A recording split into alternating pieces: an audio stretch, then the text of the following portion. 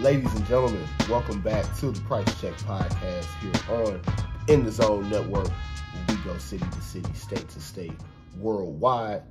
Today, NBA is heating up. We're recording this after a crazy 13-game NBA slate on Friday night. A lot of moving within the standings on both conferences. A lot to talk about here for this last week of the NBA season. We are literally in the final stretch here. A lot of teams only have about 5 games left. So want to talk about the biggest storylines remaining here for the rest of the NBA season. But before that, definitely got to talk through some of the games that happened last night and what consequences they have for the standings, both in the Western Conference as well as the Eastern Conference. So big thing to start, of course, play-in is where a lot of the moving is happening. Western Conference, as we've seen, those play-in standings and really the standings in general change pretty much night to night.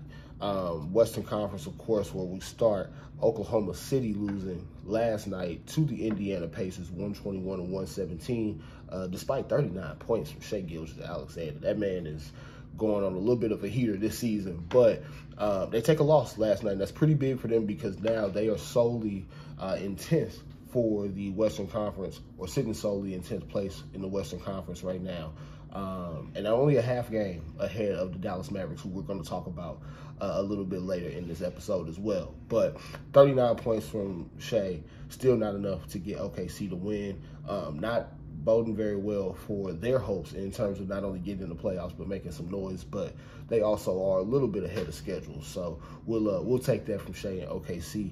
But that's a big loss for them, especially on the road against an Indiana team that's kind of fading out of their race and slowly but surely starting to try to throw their name in the hat for the Victor Wembanyama sweepstakes. So next, you got Toronto taking a loss 117-110 against Philadelphia last night as well. They also fall a little bit in the play-in standings, tied for 8th right now with the Atlanta Hawks, only a game ahead of the Chicago Bulls, who currently sit in 10th, and also got a win last night against the Charlotte Hornets, who, again, also in that Victor Wembanyama sweepstakes pretty heavily here. So a big loss for Toronto as far as their playoff hopes are concerned as well. We also saw a little bit of, cryptic messaging from head coach Nick Nurse yesterday about his future, not really sure whether or not he's going to be in Toronto beyond this year, which that is something to file away for later, I would say.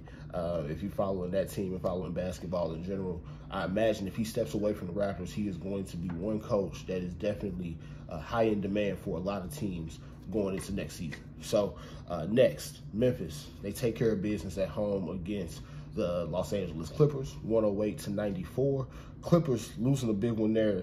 They are now tied for the 5th seed with the Golden State Warriors. Now, I believe they hold the tiebreaker currently, but tied nonetheless with the Golden State Warriors for 5th.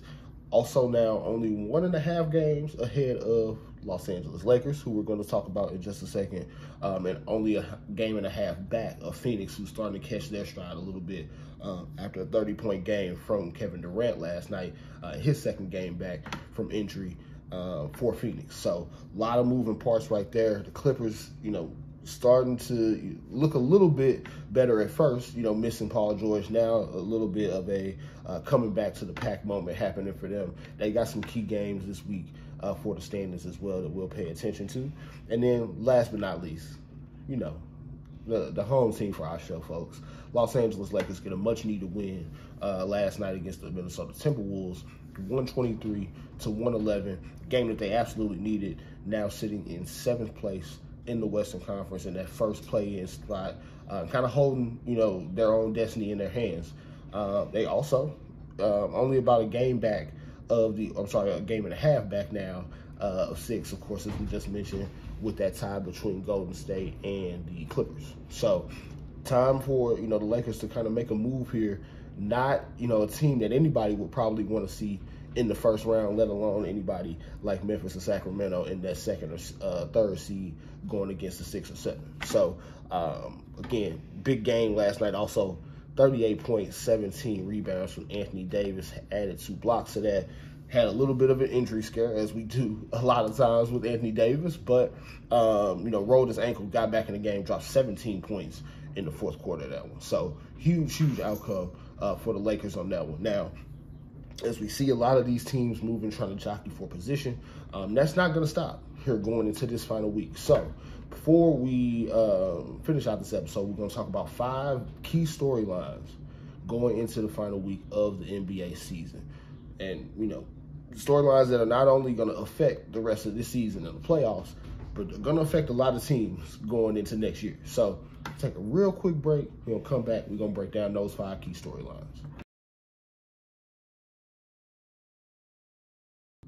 Okay, back from our brief intermission there here on the Price Check podcast. Now, 5 storylines for these, the final week of the NBA season. Again, we'll say final 5 games. There's some teams with only 4 games, some teams with 6. So leave it at final week to make it even across the board for everybody. But again, some storylines here that are not only going to affect this regular season and playoffs, but also going to have some repercussions going into next season, the 2023-24 NBA season. So we'll start at 5, kind of work our way down to 1. Number 5 is actually one that is definitely going to affect teams going to next season is who gets Victor Wembanyama. Of course, 7'4" French, prospect of a generation, 19 years old. Kid is amazing. We've seen a lot of his his games on the NBA app throughout the course of this regular season, getting him some exposure early to NBA fans here, not only across the country, but across the world. Definitely a prospect that is going to change the course of, whatever NBA team he decides to join, regardless of what they have on their roster currently. So, right now, Detroit, Houston, San Antonio kind of locked in to those top 3 lottery odds. Charlotte also locked into that 4th spot. So, kind of got those teams to watch immediately. Now, big thing about the lottery that we've seen here in the last couple years, there's always a team that jumps up into that top 4 that did not have the best odds because of how they spread those lottery odds out now. Got a lot more room for that movement when it comes to who actually gets those final picks. So teams to keep an eye on. The Orlando Magic, who are coming off, picking the number 1 pick last year, Paolo Banchero, who's having a crazy season, by the way, definitely the rookie of the year this year. The Blazers, which, they've talked about building around Dame, how we can try to maximize the end of his career since he does want to stay in Portland. Hell of a way to maximize his career if you can get Victor Wembanyama to join him. Now, it's going to be interesting to see if they finish with the 5th worst record or the 6th worst record, because that is going to have, a little bit of a difference between what your actual lottery odds are. We mentioned the Pacers with their win yesterday. They're kind of taking themselves a little bit further out of it, but right there around the same record that the Orlando Magic has. So I think those 3 teams are kind of next up as far as who might be able to sneak in to that top 4 when it's all said and done. And, to be honest, we've seen so far, too, that there are some other prospects out there, even outside of French Vic, as I like to call them. A lot of prospects outside that can still help change teams. We saw Scoot Henderson have a hell of a season this year for the G League Ignite. Some questions about his jump shot moving forward, but as far as a playmaker, definitely one of the types of playmaking guards that help teams win championships in today's NBA. You got the Thompson twins out of Overtime Elite, Amen and Asar Thompson, both kids like 6'6", 6'7", interchangeable guards, definitely guys that can come in and help a team right away.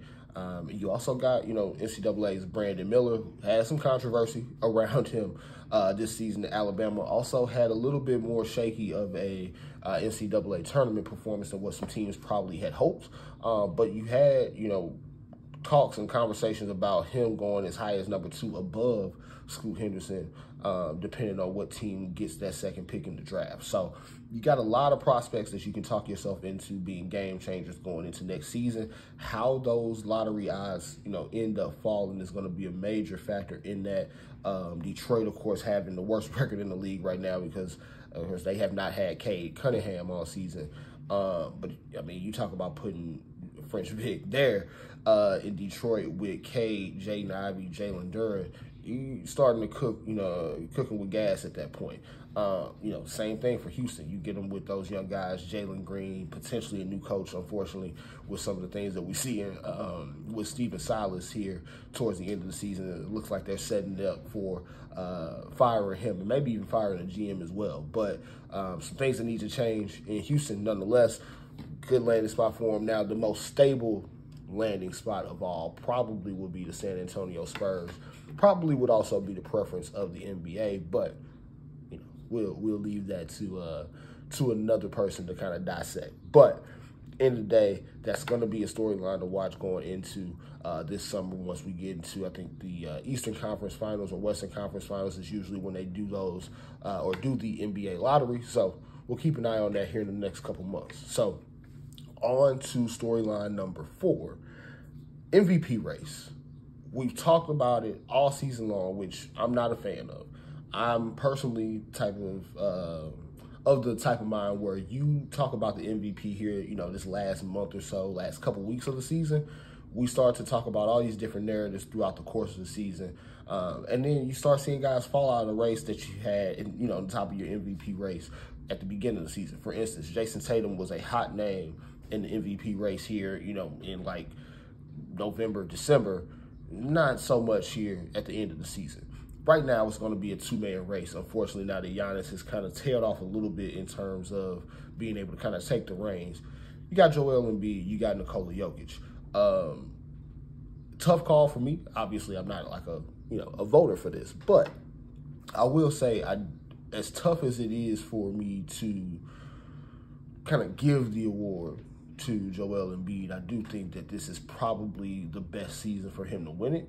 Unfortunately for Nikola Jokic, he's won this award 2 years in a row before this, but just happens to be having his best season of the last 3 this year, where Joel Embiid is putting up like even beyond prime Shaquille O'Neal numbers. So I do think the award is going to go to Joel Embiid when it's all said and done. However, I do think this is going to be literally a down to the last vote or two type of race between those two.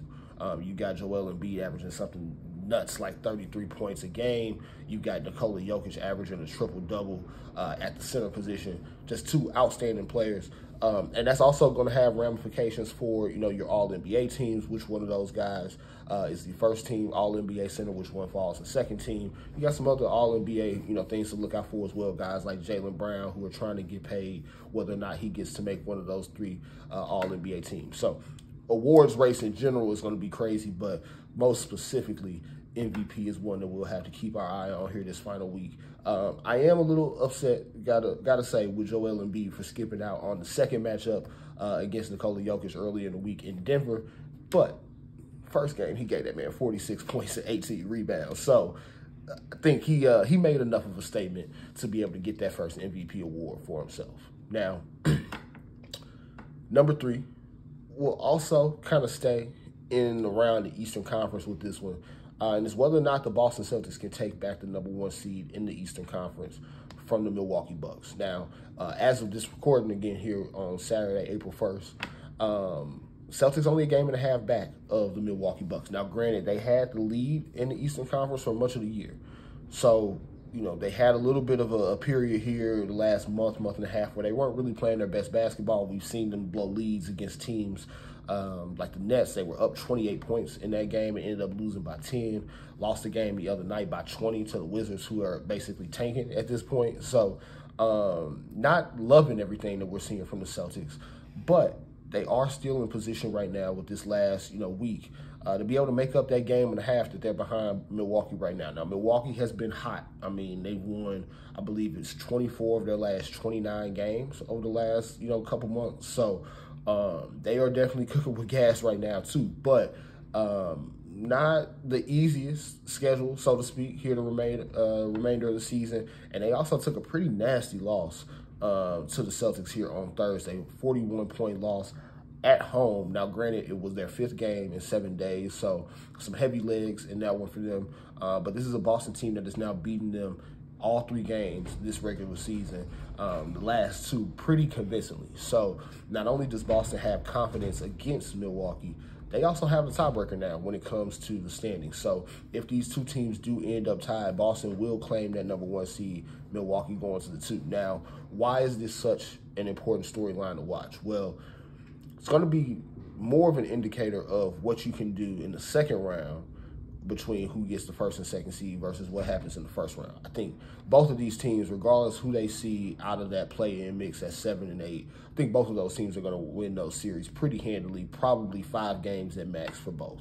The problem comes to second round, where if you fall into that 2nd seed, you're probably looking at Philadelphia in that 2-3 matchup in the 2nd round. Granted, you'll have home court advantage for that series if you're the 2nd seed, whether that's Milwaukee or Boston, but definitely a much tougher task than having to see potentially, the Cavs or the Knicks coming out of that 4-5 matchup in the 1st round. So, I think we saw it last year as well. Milwaukee could have taken, I believe, the 2nd seed instead of Boston. Ended up being a major factor for them, and who had home court advantage in the 2nd round matchup that they had with each other. Boston ended up having Game 7 at home, and we saw how that played out. They won the series in 7. So these, final standings can definitely make or break teams in terms of their championship hopes and capabilities. And right now, I think that is going to be a key race to watch here over the course of these final 5 or 6 games because of how close they are right now. So I do think the Bucks will hold on, but would not be surprised at all if the Celtics get the 1 seed. And I would probably say that if the Celtics lock up that number 1 seed, they have a pretty easy path to the Eastern Conference Finals. We'll watch out if the Knicks got into the 2nd round against them. They played them well this year, but I think in terms of a playoff series, Boston matches up pretty well with just about everybody out east, with the exception of the Philadelphia 76ers. So now, second biggest storyline, I should say, moving back to the Western Conference. And overall, it's just going to be the final Western Conference standings and what those turn out to be. Matchups in the West in 1st round are going to be nuts regardless of which teams play who. But there are some key series that I think we need to keep an eye on as far as potential matchups in the 1st round and what they mean for certain teams' championship aspirations, right? Phoenix right now is looking like they're pretty much locked into that 4 seed. It's going to be a very dangerous team when it's all said and done. Now, having Kevin Durant back healthy, we've seen Chris Paul, Devin Booker play well without him in the lineup. DeAndre Ayton has been kind of in and out. We'll see if he can step up when it comes to playoff time. But I do think Phoenix is a team to watch. Especially if they stay in that 4 seed, you've got a potential matchup with them in Denver in the 2nd round. If both teams can make it out of the 1st. Not the matchup I would want if I'm the Denver Nuggets and I'm trying to go win the championship this year. Having to see Kevin Durant and Devin Booker with, again, Denver has been a good team, but they're not a great defensive team. Especially on the wings, they just don't have the bodies to really be able to disrupt what Kevin Durant and Devin Booker really want to do in going to get those buckets. So, big thing of note right there with Phoenix being able to stay in 4th. Now, the matchup that they have in the 1st round is also going to be very key. We talked about, the standings implications that a lot of those games had last night. You see, Golden State win last night. They're tied for 5th with the Clippers. If we get Phoenix and Golden State in round 1, talk about just absolute bloodbath in terms of a basketball series. You got Kevin Durant going up against his old team, the Warriors. You got Steph Curry versus Chris Paul. Klay Thompson and Devin Booker have had some, some light-skinned feuding going on. There's a lot going on, man. There's a lot going on in that series, and I think that's going to be a fun series to watch if we do get it. Also fun series to watch is the alternative to that. If the Clippers are able to move into that 5th seed, Kawhi Leonard versus Kevin Durant for a playoff series. Gotta love that. Would also have to love Chris Paul again to go up against the Clippers for a playoff series after the amount of time that he spent in a Clippers uniform in his career. You also have that Chris Paul versus Russell Westbrook aspect. Those guys don't really like each other that much. So a lot of moving parts and a lot of gamesmanship that's probably going to go on in that series as well. This also would be a rematch of the Western Conference Finals from a couple years ago when Phoenix ended up moving on to the finals against the Milwaukee Bucks. So I think those two potential outcomes are going to be some great series options for us. You also got a Golden State versus Sacramento possibility there in a 3-6 matchup if the Lakers don't move up from 7-6. You also got the possibility of Lakers Kings. There's a lot of possibilities that can make this a very, very fun Western Conference playoffs. If I had my pick, 1-8, we would get Denver and probably Dallas, maybe OKC. I think Luka versus Jokic would be a pretty fun first-round matchup. I do think that regardless of who comes out of that 8 seed, unless it's like the Lakers falling back in the 8th and playing Denver, I think Denver's going to roll through whoever they get in that first round. Now, if they get the Lakers, I think, having a guy like Anthony Davis to be able to match up with Nikola Jokic, not necessarily having the wing depth to guard a LeBron, that type of thing, that might make it a little bit of a dicey series for Denver. But overall, I think they're pretty safe when it comes to first-round matchups. It's just that second round where it gets real dicey for them. But would love to see them go up against maybe Dallas, OKC, get Shea some playoff experience potentially. 2-7, Memphis Golden State would be a pretty good outcome for us. We've seen it a lot of trash talking between those teams. We get it in the first round this year rather than the second round where we've seen it last year. But I think all in all, we would still, be tuned in for that. You got Ja back.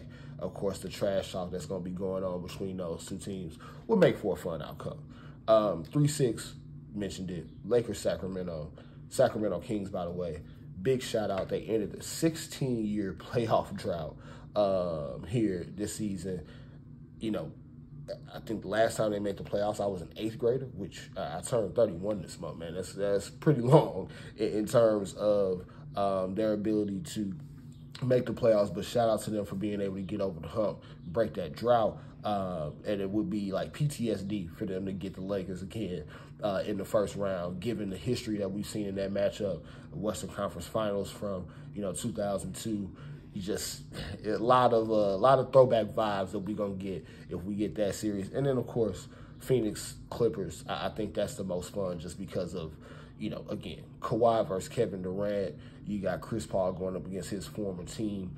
I think that'll be, kind of the trash talk playoff feel that we really need in the first round if we get those 4 series. So Western Conference is going to be where we have our eye on. Again, a lot of possibilities, a lot of teams moving. But that also takes us to our number one storyline to watch here this last week, which is what happens with the Dallas Mavericks. Talked about it. They are right now on the outside looking in the play-in. Only a game or half game back, right now, of the OKC Thunder for that 10th spot. Now, why is this so important? Dallas made the trade for Kyrie Irving here around the trade deadline. Did not expect to still be fighting for a play-in spot once they made that trade. They were hoping to be like 5 or 6 in the West, comfortably in one of those first-round series.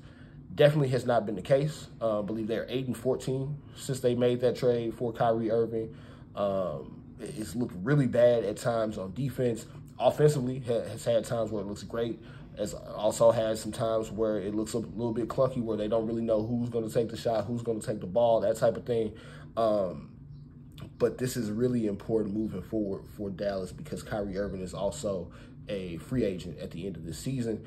If he decides to leave, and you're not able to, replace that asset, whether it be through multiple players using cap space or through another trade for another star to pair with Luka, we've already started to see it this week. We're going to start seeing some rumblings with Luka and whether or not he wants to stay in Dallas long term.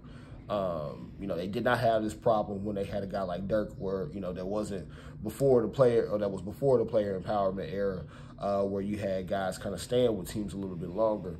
Would not be surprised if Luka, he starts to get a little antsy trying to see, okay, hey, how do we continue to build this roster moving forward? How do we, continue to try to be a legitimate playoff contender moving forward? Because right now, it's not been the case. Luka, unfortunately, a couple years that he's been in the playoffs so far, had to go up against the Clippers in the first round. Definitely didn't work out very well for him.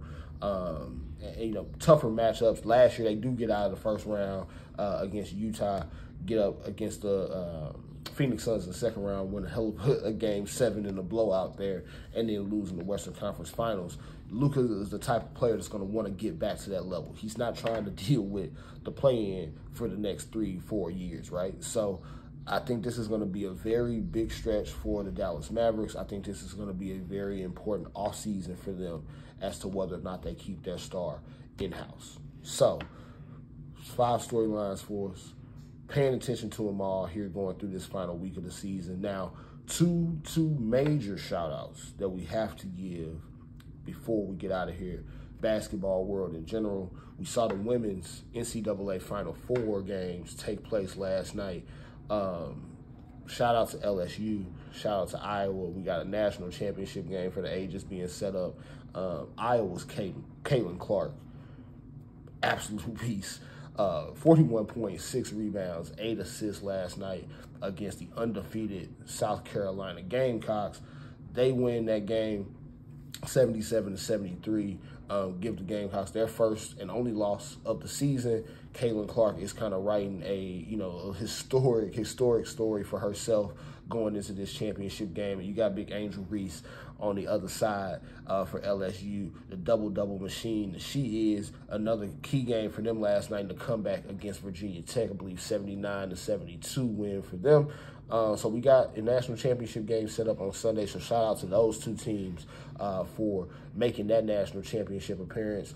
And then again, I got to shout them out, man. Sacramento Kings breaking that playoff streak, lighting the beam in Sacramento, man. Definitely want to shout out those fans that have obviously been sticking behind that team throughout a lot of up and down years out west. So, going to be interesting to see if they really can make some noise in the playoffs. A lot of teams are circling them as a team that they want to face in the first round. And Sacramento, to their credit, is, kind of taking it on the chin and saying, bring it on. So we are going to see some exciting basketball here over the course of the next few weeks and months. We are going to be back weekly now going into the playoffs, taking a look and checking in on everything basketball, not even just the NBA. So, till next time, ladies and gentlemen, this has been the Price Check Podcast, again, on In The Zone Network. Make sure you like, share, and subscribe on the YouTube channel, The Price Check. We'll see y'all next week.